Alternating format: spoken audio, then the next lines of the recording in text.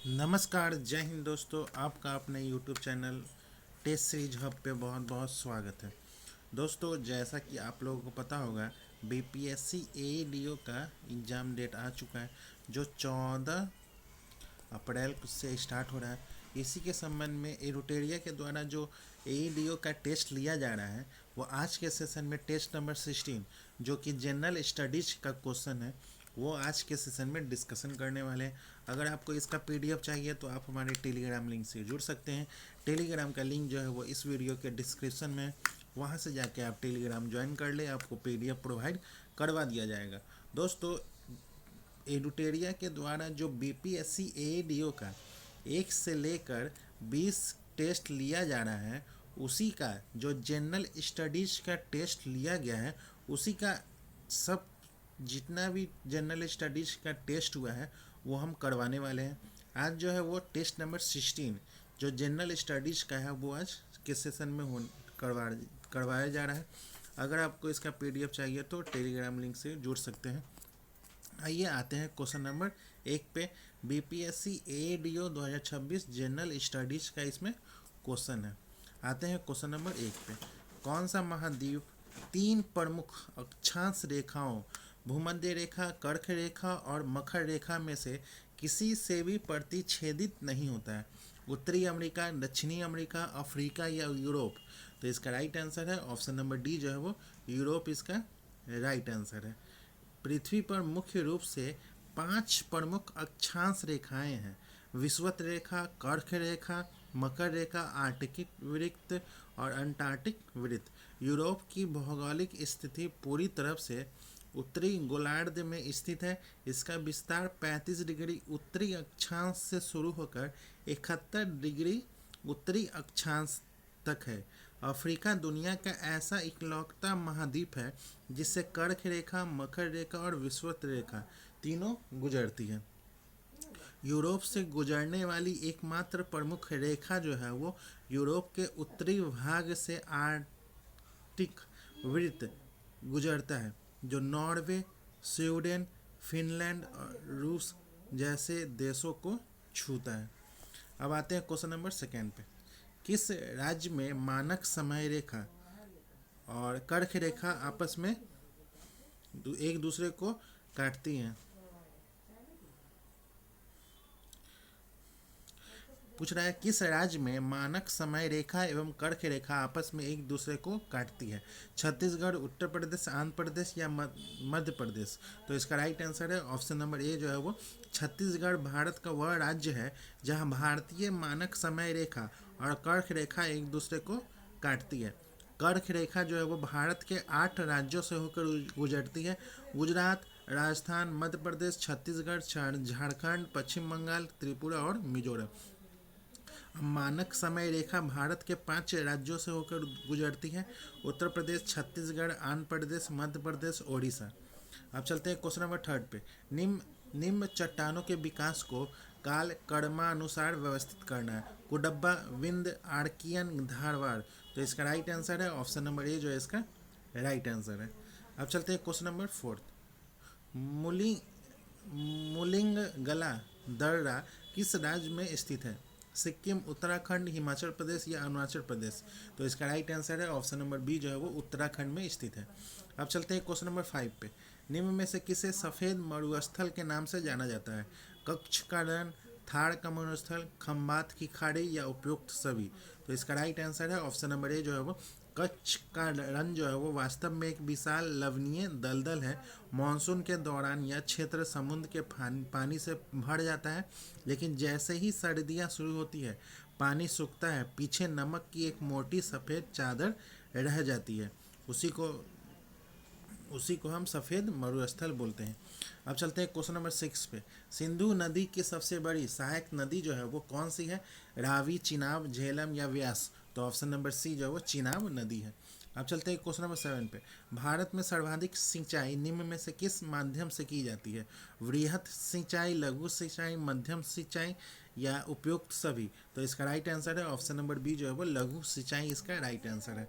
अब चलते हैं क्वेश्चन नंबर 8 पे। निम्न में से किस जलधारा को हम्बोल्ट जलधारा के नाम से भी जाना जाता है? पेरू की धारा, ब्राजील की धारा, फॉकलैंड की धारा या एल नीनो धारा।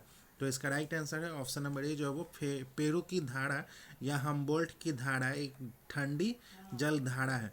पेरू की धारा को ही इसके खोजकर्ता अलेक्जेंडर वॉन हम्बोल्ट के कारण हम्बोल्ट जलधारा कहा जाता है।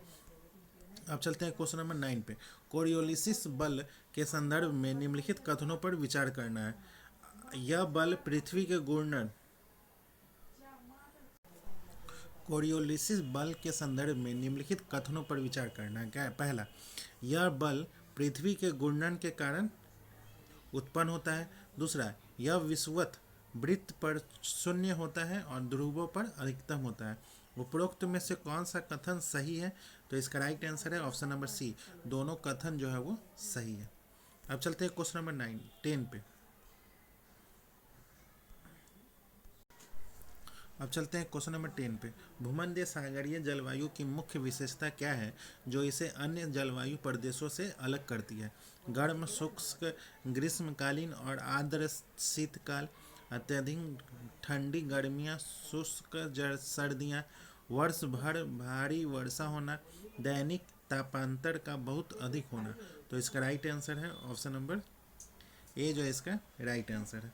अब चलते हैं क्वेश्चन नंबर 11। क्वेश्चन नंबर 11 का पारसेक की दूरी मीटर में क्या होती है जो दूरी की सबसे बड़ी इकाई होती है? तो ऑप्शन नंबर बी जो है वो 3.08 इंटू 10⁻16 मीटर। अब चलते हैं क्वेश्चन नंबर 12 पे।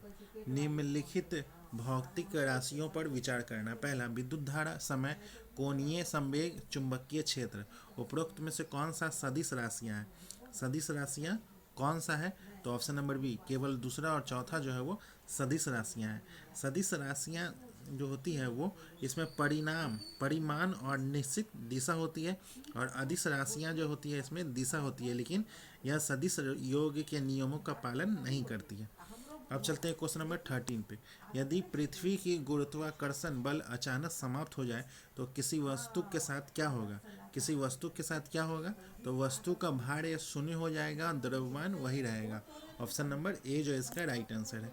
अब चलते हैं क्वेश्चन नंबर 14 पे। यदि किसी तार की लंबाई आधी कर दी जाए तो उसके यंग प्रत्यास्थता गुणांक पर क्या प्रभाव पड़ेगा? आधा हो जाएगा, 2 गुना हो जाएगा, 4 गुना हो जाएगा या अपरिवर्तित रहेगा? तो ऑप्शन नंबर डी जो है वो अपरिवर्तित रहेगा।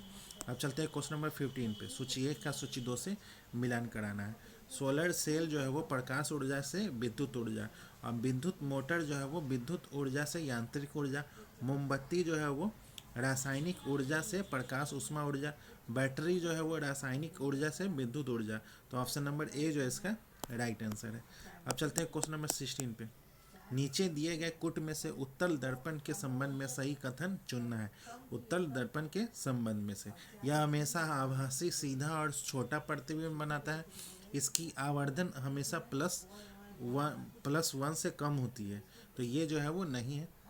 ये हाँ प्लस, पहला दूसरा +1 होती है। यह प्रकाश किरणों को अभिसारित करता है और इसका उपयोग सुरक्षा दर्पण के रूप में किया जाता है। तो इसका राइट आंसर है ऑप्शन नंबर बी, पहला दूसरा और चौथा। अब चलते हैं क्वेश्चन नंबर 17 पे। क्वांटम कंप्यूटर के संदर्भ में क्यूबिट शब्द के बारे में क्या सही है? क्यूबिट शब्द के बारे में, तो यह एक साथ 0 और 1 दोनों स्थितियों में रह सकता है। ऑप्शन नंबर बी जो है इसका राइट आंसर है। अब चलते हैं क्वेश्चन नंबर 18 पे। सूची 1 का सूची 2 से मिलान कराना है। ऊर्ध्वापातन जो है वो ठोस का सीधे गैस में बदलना, संघनन जो है वो गैस का द्रव में बदलना, वाष्पीकरण जो है वो द्रव का गैस में बदलना। तो ऑप्शन नंबर ए जो है इसका राइट आंसर है। अब चलते हैं क्वेश्चन नंबर 19 पे। परमाणु मॉडल के विकास के कालानुक्रमिक क्रम को व्यवस्थित करना है। तो पहले जो है वो डाल्टन का परमाणु सिद्धांत होता है, थॉमसन का प्लम पुडिंग मॉडल होता है, रदरफोर्ड का परमाणु मॉडल होता है, और बोर का परमाणु मॉडल। तो डाल्टन का 1803 से 1808, और थॉमसन का 1904, और रदरफोर्ड का 1911, और बोर का जो होता है वो 1913। तो इसका राइट आंसर है ऑप्शन नंबर ए जो है इसका राइट आंसर है। अब चलते हैं क्वेश्चन नंबर 20। पानी का क्वथनांक असामान्य रूप से उच्च होता है। इसका मुख्य कारण जो होता है वो क्या होता है, तो अणुओं के बीच हाइड्रोजन बंधन। ऑप्शन नंबर सी जो इसका राइट आंसर है। अब चलते हैं क्वेश्चन नंबर 21। निम्नलिखित में से कौन सा है एक उदासीकरण अभिक्रिया का सही उदाहरण है। NaOH प्लस HCl और NaCl प्लस H2O। तो इसका राइट आंसर है ऑप्शन नंबर ए जो इसका राइट आंसर है। अब चलते हैं क्वेश्चन नंबर 22। सूची 1 का सूची 2 से मिलान कराना है। पीतल जो बनता है वो तांबा प्लस जस्ता से, और कांसा जो है वो तांबा प्लस टीन से।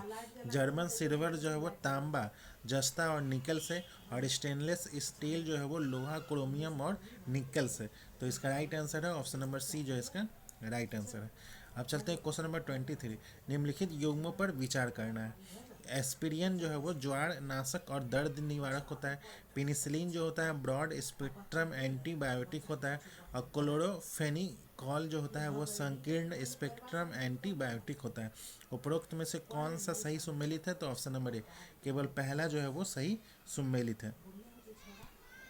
अब चलते हैं क्वेश्चन नंबर 24। कथन और कारण। कथन एक कारण। गंभीर रूप से लुप्त प्राय प्रजातियों को रेड लिस्ट में शामिल किया जाता है। और कारण जो है वो इन प्रजातियों के विलुप्त होने का जोखिम बहुत अधिक होता है, क्योंकि इनकी संख्या में पिछले 10 वर्षों में 90% से अधिक की गिरावट आई है। नीचे दिए गए कोड का उपयोग करके सही उत्तर का चयन करना है। तो इसका right answer option number A और आर दोनों सही है, और आर ए की सही व्याख्या करता है। अब चलते हैं क्वेश्चन नंबर 25। एरी ओरल संयोजी उत्तक कहाँ पाया जाता है। कहाँ पाया जाता है, तो त्वचा और मांसपेशियों के बीच पाया जाता है। ऑप्शन नंबर सी जो इसका राइट आंसर है। अब चलते हैं क्वेश्चन नंबर 26। सूची 1 का सूची 2 से मिलान कराना है। कैल्सीटोनिन जो है वो थायराइड, गुल्कागन जो है वो अग्नाशय है। अब प्रोलैक्टिन जो होता है वो पीयूष ग्रंथि। और कॉर्टिसोल जो होता है अधिवृक्क। तो इसका राइट आंसर है ऑप्शन नंबर ए जो इसका राइट आंसर है। अब चलते हैं क्वेश्चन नंबर 27। अनुवांशिक के क्षेत्र में म्यूटेशन का अर्थ जो होता है वो डीएनए अनुक्रम में आकस्मिक परिवर्तन। ऑप्शन नंबर डी जो इसका राइट आंसर है। अब चलते हैं क्वेश्चन नंबर 28। निम्नलिखित में से कौन सा समूह संचारी रोगों का समूह है। संचारी रोगों का समूह है चिकनगुनिया, डेंगू और मलेरिया। ऑप्शन नंबर ए जो इसका राइट आंसर है। हम चलते हैं क्वेश्चन नंबर 29। निम्नलिखित में से किस पारिस्थितिक तंत्र में संख्या का पिरामिड उल्टा हो जाता है, तो एक बड़ा पेड़ में। ऑप्शन नंबर ए जो है वो एक बड़ा पेड़। अब चलते हैं क्वेश्चन नंबर 30। निम्नलिखित कथनों पर विचार करना। पहला, मूसला जल जड़ जो है वो सामान्यतः द्विबीज पत्री पौधों में पाई जाती है। अपस्थानिक जड़ें केवल पौधों के तनों से विकसित होते हैं। और श्वसन मूल जो है वो दलदली क्षेत्रों में उगने वाले पौधों में ऑक्सीजन प्राप्त करने में सहायक होते हैं। उपरोक्त में से कौन सा कथन सही है, तो ऑप्शन नंबर सी केवल पहला और तीसरा कथन सही है। अब चलते हैं क्वेश्चन नंबर 31। मुगल काल में अहदी सैनिक कौन होते हैं। अहदी सैनिक जो होते हैं वो कौन होते हैं, तो वे सैनिक जो सीधे सम्राट के प्रति वफादार थे और किसी मनसबदार के अधीन नहीं थे। ऑप्शन नंबर ए जो इसका राइट आंसर है। अब चलते हैं क्वेश्चन नंबर 32। गुरु नानक देव की शिक्षाओं के संदर्भ में निम्नलिखित कथनों पर विचार करना है। पहला, उन्होंने अवतारवाद और मूर्ति पूजा का विरोध किया। उन्होंने गृहस्थ जीवन को त्यागने और संन्यास लेने पर बल दिया। उपरोक्त में से कितने कथन सही हैं, तो ऑप्शन नंबर ए केवल पहला कथन सही है। अब चलते हैं क्वेश्चन नंबर 33। मध्यकालीन भारत में रहत का उपयोग किस कार्य के लिए किया जाता है, तो ऑप्शन नंबर ए जो है वो सिंचाई के लिए किया जाता है। अब चलते हैं क्वेश्चन नंबर 34। अष्ट दिग्गज जो है वो किस राजा के दरबार की शोभा बढ़ाते थे, तो ऑप्शन नंबर बी जो है वो कृष्णदेव राय की इसका राइट आंसर है। अब चलते हैं क्वेश्चन नंबर 35। सूची 1 का सूची 2 से मिलान कराना है। फतुहात ए फिरोज शाह तुगलक नामा जो है वो अमीर खुसरो। और तारीख ए फिरोज शाही जियाउद्दीन बर्नी। और तबकात ए नासरी मिन्हास उल सिराज। तो इसका राइट आंसर है ऑप्शन नंबर ए जो इसका राइट आंसर है। अब चलते हैं क्वेश्चन नंबर 36। प्राचीन चिकित्सा ग्रंथ अष्टांग हृदय के लेखक जो थे वो कौन थे, तो वान भट्ट, ऑप्शन नंबर सी जो है वान भट्ट थे। अब चलते हैं क्वेश्चन नंबर 37। निम्नलिखित युग्मों पर विचार करना है। मुजरिस जो है वो केरल तट, अरी कामेरू जो है वो कोरोमंडल तट, ताम्र लिप्ति जो है वो बंगाल। तो उपरोक्त में से कितने युग्म सही हैं? तो ऑप्शन नंबर सी, सभी तीनों युग्म जो है वो सही सुमेलित है। अब चलते हैं क्वेश्चन नंबर 38। प्राचीन भारत में अग्रहार का क्या अर्थ होता है? अग्रहार का क्या अर्थ होता है? तो इसका राइट आंसर है ऑप्शन नंबर बी जो है वो ब्राह्मणों को दिया जाने वाला कर मुक्त ग्राम भूमि। अब चलते हैं क्वेश्चन नंबर 39। गुप्त काल के दौरान कुल्या भाप और द्रोण भाप शब्द क्या दर्शाते हैं? द्रोण भाप शब्द जो है वो क्या दर्शाते हैं? तो माप की इकाइयाँ दर्शाते हैं। ऑप्शन नंबर ए जो इसका राइट आंसर है। अब चलते हैं क्वेश्चन नंबर 40। हड़प्पा सभ्यता के लोथल के बारे में कौन सा कथन गलत है? तो यहाँ का नगर जो है वो 3 स्पष्ट भागों दुर्ग, मध्य और निचला में विभाजित था। ऑप्शन नंबर डी जो है वो इसका गलत है। अब चलते हैं क्वेश्चन नंबर 41। निम्नलिखित कथन और कारण। कथन 1, सरोजनी नायडू को भारत की कोकिला कहा जाता है। कारण जो है वो भारतीय राष्ट्रीय कांग्रेस की पहली भारतीय महिला अध्यक्ष थी। नीचे दिए कुट का उपयोग करके सही उत्तर का चयन करना है। तो ऑप्शन नंबर बी जो है वो ए और आर दोनों सही है, लेकिन आर ए की सही व्याख्या नहीं करता है। अब चलते हैं क्वेश्चन नंबर 42। निम्नलिखित में से किसने स्वदेशी का नारा सबसे पहले दिया था? तो स्वामी दयानंद सरस्वती ने। ऑप्शन नंबर ए जो इसका राइट आंसर है। अब चलते हैं क्वेश्चन नंबर 43। गदर पार्टी की स्थापना जो है वो कहाँ हुई थी? तो सैन फ्रांसिस्को में 1 नवंबर 1913 को हुई थी। इसकी स्थापना का श्रेय जो है वो लाला हरदयाल को जाता है। अब चलते हैं क्वेश्चन नंबर 44। भारत की पहली सूती वस्त्र मिल जो है वो कहाँ स्थापित की गई थी? सूरत में, बॉम्बे में, दिल्ली में या मद्रास में? तो ऑप्शन नंबर बी जो है वो बॉम्बे में। अब चलते हैं क्वेश्चन नंबर 45। कथन और कारण। कथन, राजा राम मोहन राय ने सती प्रथा के खिलाफ संघर्ष किया। कारण जो है वो लॉर्ड विलियम बेंटिक ने 1829 में इसे गैर कानूनी घोषित कर दिया। नीचे दिए गए कुट का उपयोग करके सही उत्तर का चयन करना है। तो इसका राइट आंसर है ऑप्शन नंबर बी जो है इसका राइट आंसर है। अब चलते हैं क्वेश्चन नंबर 46। निम्नलिखित शिक्षण संस्थानों पर विचार करना है। जामिया मिलिया इस्लामिया, काशी विश्वविद्यापीठ और बनारस हिंदू विश्वविद्यालय। उपरोक्त में से कौन से संस्थान असहयोग आंदोलन के दौरान स्थापित किए गए थे? तो केवल पहला और दूसरा, जामिया मिलिया इस्लामिया और काशी विद्यापीठ। अब चलते हैं क्वेश्चन नंबर 47। बटलर समिति 1927 के संबंध में निम्नलिखित कथन पर विचार करना। पहला, इसका गठन केवल भारतीय रियासतों और ब्रिटिश क्राउन के संबंधों की जांच के लिए किया गया था। इसने सुझाव दिया था कि रियासतों का नियंत्रण भारत सरकार को सौंप देना चाहिए। उपरोक्त में से कौन सा कथन सही है? तो इसका राइट आंसर है ऑप्शन नंबर ए, केवल पहला कथन जो है वो सही है। अब चलते हैं क्वेश्चन नंबर 48। मुस्लिम लीग के संदर्भ में निम्नलिखित कथनों पर विचार करना है। पहला, इसकी स्थापना 1906 में ढाका में हुई थी। इसने शुरू से ही बंगाल विभाजन का कड़ा विरोध किया था। तीसरा जो है वो ढाका के नवाब सलीमुल्लाह इसके संस्थापकों में से एक थे। इसमें से कौन सा कथन सही है? तो ऑप्शन नंबर सी, केवल पहला और तीसरा कथन जो है वो सही है। अब चलते हैं क्वेश्चन नंबर 49। सूची 1 का सूची 2 से मिलान कराना है। The scope of happiness, Vijay Lakshmi पंडित।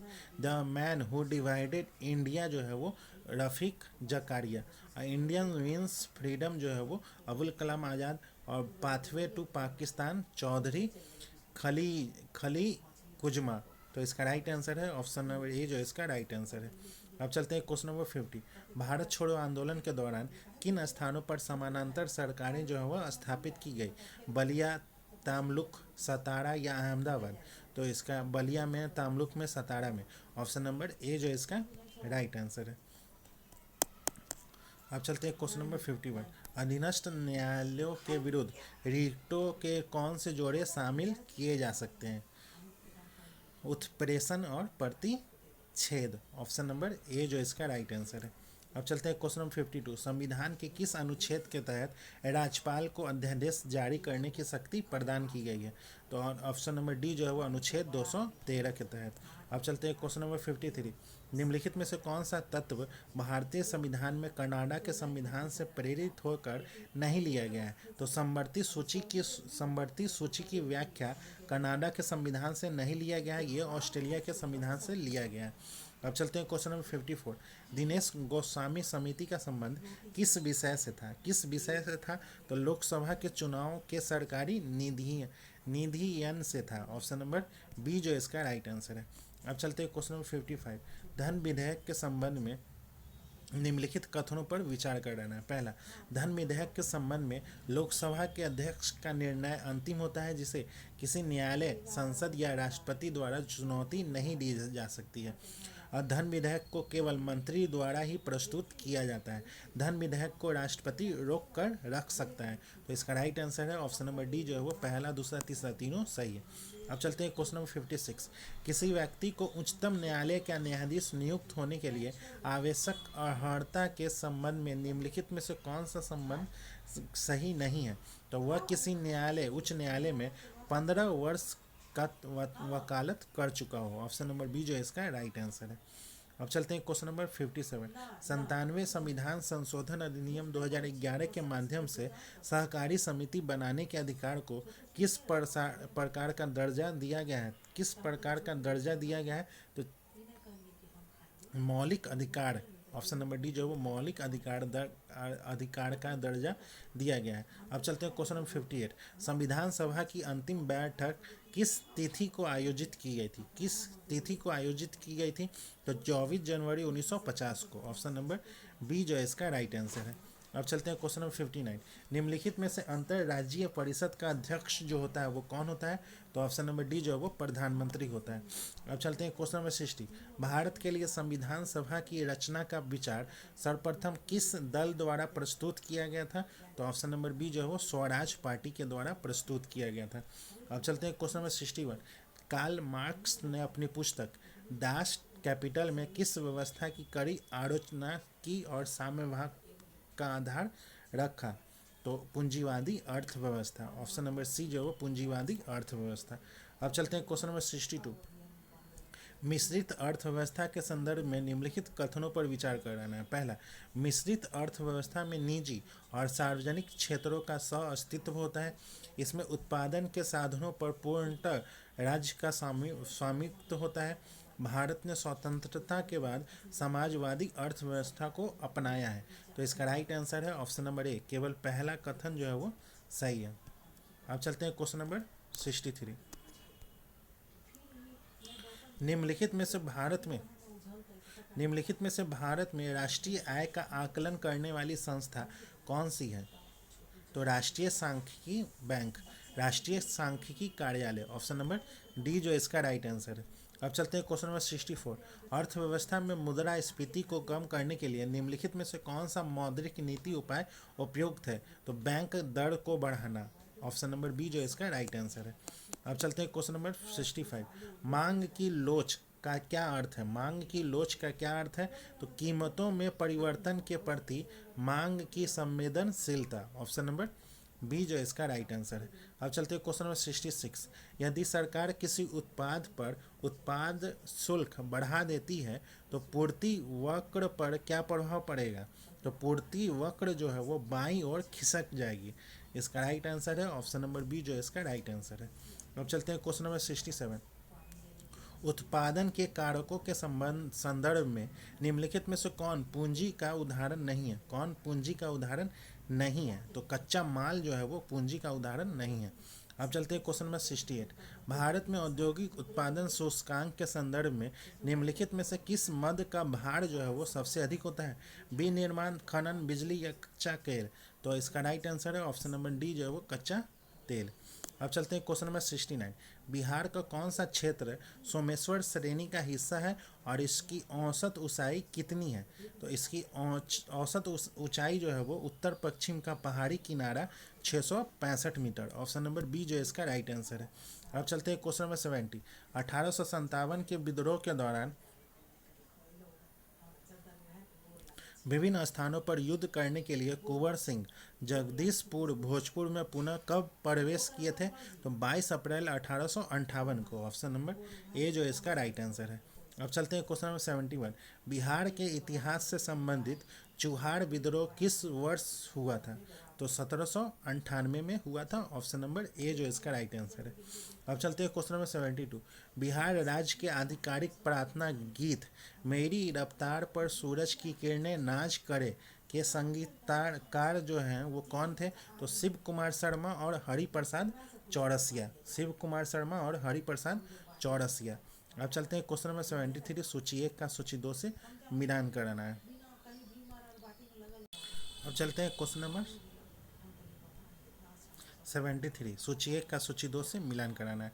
गंगा नदी जो है वो गंगा गंगोत्री, कोसी जो है वो गोइसा आस्थान, और गंडक जो है वो नेपाल हिमालय, और सोन जो है वो अमरकंटक।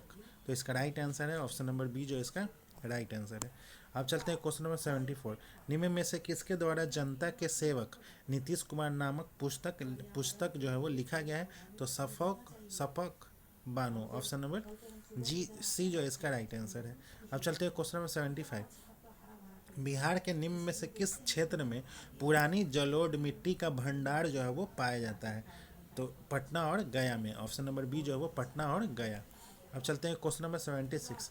बिहार में ग्राम सभा का कोरम गणपूर्ति में कुल सदस्यों की संख्या जो है वो कितनी होनी चाहिए? तो 1/20वां भाग। ऑप्शन नंबर सी जो है इसका राइट आंसर है।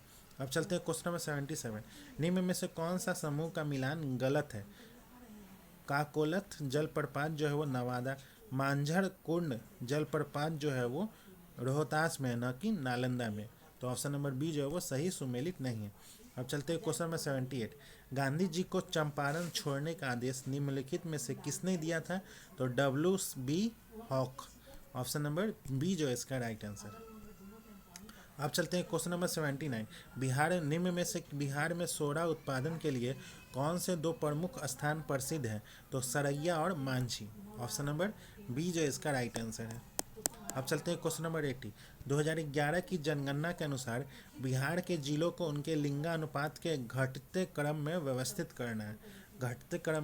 करना है। तो गोपालगंज है, सिवान है, सारण है, किशनगंज है। गोपालगंज में 1021 है, सिवान में 988 है, सारण में जो है वो 954, और किशनगंज में 950 है। अब चलते हैं क्वेश्चन नंबर 81। टैरिफ और पारस्परिक टैरिफ के बारे में जो हाल ही में खबरों में रहे, निम्नलिखित कथन पर विचार करें और सही कुट चुनना है।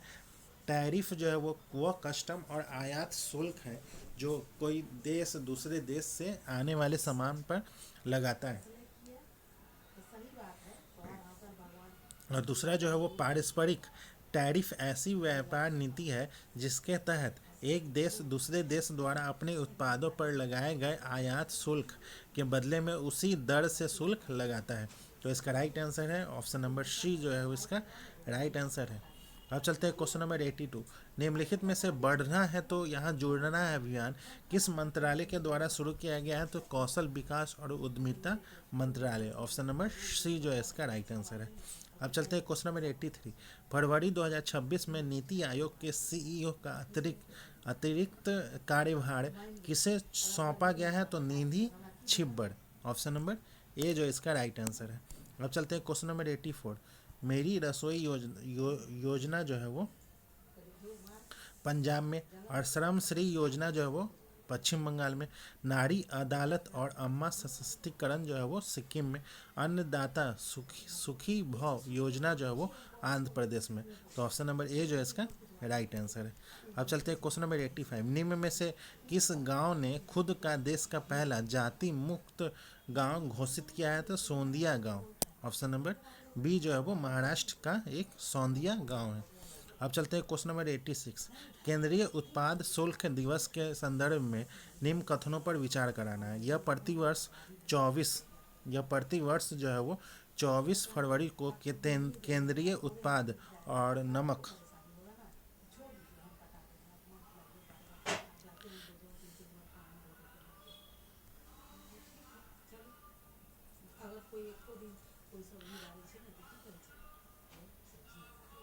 यह प्रतिवर्ष 24 फरवरी को केंद्रीय उत्पाद और नमक अधिनियम 1944 के लागू होने की स्मृति में मनाया जाता है और इसका उद्देश्य अप्रत्यक्ष करों के क्षेत्र में केंद्रीय अप्रत्यक्ष कर और सीमा शुल्क बोर्ड के योगदान का सम्मान करना है। उपरोक्त में से कौन सा कथन असत्य है?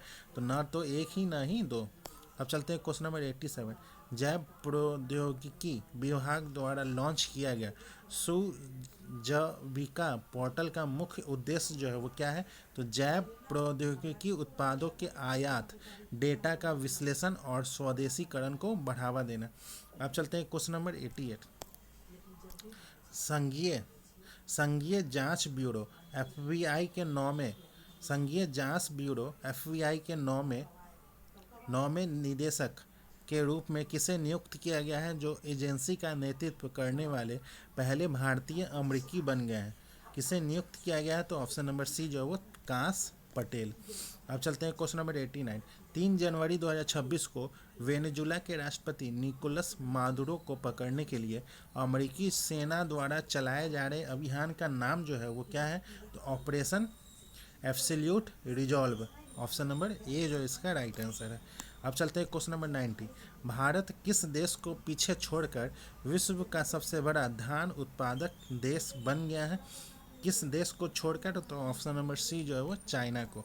अब चलते हैं क्वेश्चन नंबर 91। बांग्लादेश की पहली महिला प्रधानमंत्री बेगम खालिदा जिया का निधन हो गया। वह कितनी बार बांग्लादेश की प्रधानमंत्री रही है? तो ऑप्शन नंबर ए जो है वो 3 बार। अब चलते हैं क्वेश्चन नंबर 92। भारत के प्रधानमंत्री नरेंद्र मोदी पवित्र पिपरहवा अवशेषों की प्रदर्शनी का उद्घाटन किए। यह अवशेष जो है वो किस धर्म से संबंधित है? तो ऑप्शन नंबर ए जो है वो बौद्ध धर्म से संबंधित है। अब चलते हैं क्वेश्चन नंबर 93। K4 मिसाइल के संदर्भ में सही कथन की पहचान करें और कुट की सहायता से सही उत्तर दें। इसकी मारक क्षमता जो है वो 3500 किलोमीटर से अधिक है और यह एक परमाणु सक्षम सबमरीन लॉन्च बैलिस्टिक मिसाइल है। इसे रूस के सहयोग से विकसित किया गया है। तो ऑप्शन नंबर बी जो इसका राइट आंसर है। अब चलते हैं क्वेश्चन नंबर 94। हाल ही में सोमालीलैंड को स्वतंत्र रूप से राष्ट्र के रूप में औपचारिक रूप से मान्यता देने वाला पहला देश जो है वो कौन बना है? तो इजराइल बना है। ऑप्शन नंबर डी जो है वो इजराइल। अब चलते हैं क्वेश्चन नंबर 95। बिहार का पहला विद्युत संग्रहालय पटना के किस स्थान पर बनाया जा रहा है? तो इसका राइट आंसर है ऑप्शन नंबर ए जो है वो कर बिघैया। अब चलते हैं क्वेश्चन नंबर 96। 3 फरवरी 2026 को बिहार के वित्त मंत्री विजेंद्र प्रसाद यादव ने वित्तीय वर्ष 2026-27 के लिए बजट जो है वो पेश किया है।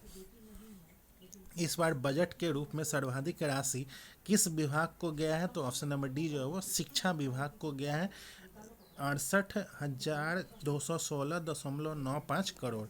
अब चलते हैं क्वेश्चन नंबर 97। नीचे दिए गए कुट में GI टैग के बारे में सही कथन चुनना है। तो तमिलनाडु के प्रसिद्ध कुंभकोणम वेत्रिलाई पान का पत्ता और फूल का माला को GI टैग प्रदान किया गया है। केरल के हस्तशिल्प पारंपरिक आदिवासी हस्तशिल्प को GI टैग मिला है और गुजरात के बागवानी फल अमलसाद चीकू को GI टैग प्रदान किया गया है। तो इसका राइट आंसर है ऑप्शन नंबर डी जो है वो उपरोक्त सभी इसका राइट आंसर है। अब चलते हैं question number 98। Royal Swedish academy of sciences ने मेंटल कार्बनिक फ्रेमवर्क के विकास के लिए निम्नलिखित में से किस वैज्ञानिक को रसायन विज्ञान में नोबेल पुरस्कार दिया है? तो सुसुम किताबगावा, रिचर्ड रॉबसन और Umar M Yagi. Option number C जो है इसका राइट आंसर। अब चलते हैं क्वेश्चन नंबर 99। पाकिस्तान द्वारा भारतीय सैन्य और नागरिक क्षेत्रों को निशाना बनाकर किए गए घातक मिसाइल और ड्रोन हमलों के दौरान भारत द्वारा निर्मित उन्नत वायु रक्षा प्रणाली आकाश तीर ने खतरों का पता लगाने, उन्हें ट्रैक करने, उन्हें बेअसर करने में महत्वपूर्ण भूमिका निभाई। किस कंपनी ने आकाश तीर बनाया है? तो Bharat electronics limited. Option number B जो इसका राइट आंसर। अब चलते हैं क्वेश्चन नंबर 100। निम्नलिखित कथन और कारण। कथन। केंद्रीय बजट 2026-27 में राष्ट्रकोषीय घाटे का लक्ष्य सकल घरेलू उत्पाद का 5.3% रखा गया है। कारण जो है वो केंद्र सरकार का दीर्घकालिक लक्ष्य वित्त वर्ष 2030-31 तक ऋण जीडीपी अनुपात को 50% के स्तर पर लाना है। नीचे दिए गए कूट का उपयोग करके इसका सही उत्तर देना है। तो ऑप्शन नंबर डी जो है इसका राइट आंसर है। ए गलत है लेकिन यहाँ जो है वो सही है। तो दोस्तों आज का सेशन ही समाप्त होता है, जिसमें हम लोगों ने एडुटेरिया के द्वारा जो AEDO का टेस्ट चल रहा है उसी का टेस्ट नंबर 16 का डिस्कशन किया है, जो कि जनरल स्टडीज़ का क्वेश्चन था। अगर आपको इसका PDF चाहिए तो आप हमारे टेलीग्राम लिंक से जुड़ सकते हैं। टेलीग्राम का लिंक जो है वो इस वीडियो के डिस्क्रिप्शन में है, वहाँ से जाके आप टेलीग्राम ज्वाइन कर लें, आपको PDF प्रोवाइड करवा दिया जाएगा। तो चलिए मिलते हैं किसी और नेक्स्ट टेस्ट सीरीज़ के साथ, तब तक के लिए धन्यवाद।